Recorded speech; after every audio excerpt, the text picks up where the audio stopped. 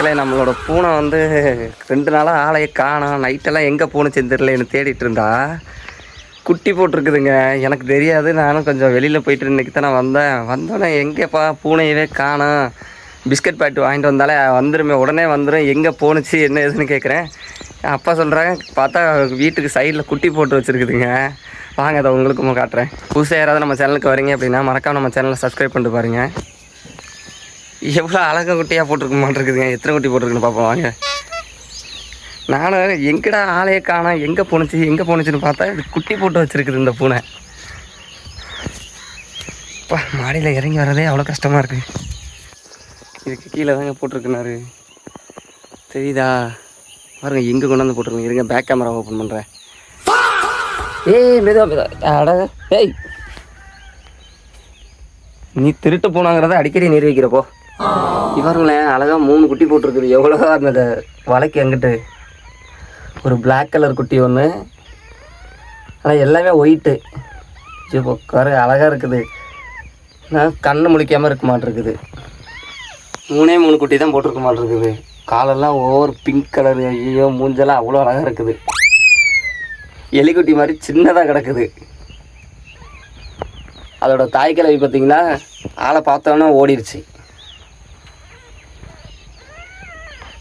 3 எவ்வளோ அழகாக ஒன்றா கிடக்குது. கண்ணென்னா முழிக்கலைன்னு நினைக்கிறேன். அவங்க அம்மா படுத்துகிற டார்ச்சரே என்னால் தாங்க முடியல வீட்டில் பிஸ்கட்டுக்கு. இனிமேல் அது பிள்ளைங்க படுத்துகிற டார்ச்சர் தான் இன்னும் எத்தனை நாளைக்கு டார்ச்சர் தெரியல. கண்ணே முழிக்காமல் இருக்குது. சரி நான் போகிறேன். இல்லைன்னா உங்கள் தாய் கிழவி நான் இருந்தால் வரமாட்டான். நான் இருந்தேன்னா உங்கள் தாய் கிழவி உங்களுக்கு சாப்பாடே கொடுக்க மாட்டான். அவள் மட்டும் வயிறை ரொப்பிட்டு வந்துடுவா. பார்த்தீங்களா எவ்வளோ அழகாக குட்டி போட்டு வச்சுருக்கேன். என்னை பார்த்தோன்னே அந்த பூனை ஓடுது, திருட்டு பூனை. இது வந்து எங்கள் வீட்டில் வந்து என்னக்கிட்ட மட்டும் வராது. வீட்டில் வந்து அப்பாட்ட அம்மாட்ட தங்கச்சிட்ட மட்டும்தான் அந்த பூனை வந்து போய் படுத்துருக்கேன். அதே மாதிரி அம்மா ரூமில் தான் அது தூங்கும். என் ரூமுக்குள்ளே வராது. வந்துச்சுன்னா அடி பிச்சு போடுவேன். அது வந்து என்கிட்ட வந்து என்னென்னா ரொம்ப அது வந்து பிஸ்கட் பாக்கெட் வாங்கிட்டு வந்தால் மட்டும்தான் அது வரும். அது எப்படின்னா லஞ்சம் கொடுத்தா மட்டும்தான் அந்த பூனை என்கிட்ட வரும், இல்லைன்னா வராது. அது போய் அது வாட்டில் வரும், சாப்பிடும், போய் சோஃபாவில் படுத்துங்க. ஆனால் நேற்று நைட்லேருந்து ஆளையே காணோம், எங்கே போணுச்சு ஏது போணுச்சுன்னு தெரியல. சரி என்னடா ஆளையே காணோமேனு பார்த்தா குட்டி போட்டு வச்சுருக்குது. அந்த பூனைக்கு குட்டி போட்டிருக்குன்ட்டு என்னை பார்த்துட்டு ஓடுனுச்சா. இப்போ எங்கள் அப்பா சாப்பாடு கொண்டுட்டு போயிருக்காரு வீட்டுக்கு முன்னாடி. வாங்க பார்ப்பான். அது வீட்டுக்குள்ளெல்லாம் வரமாட்டேங்குது. என்னை பார்த்தாலே என்னை பார்த்தாலே வெறி கொண்டு ஓடுதுப்பா. நான் என்ன பண்ண, அதுக்கு பிஸ்கட்டு நான் தான் பிஸ்கட் பாக்கெட் வாங்கி வந்து வைக்கிறேன். நீ சாப்பிடு.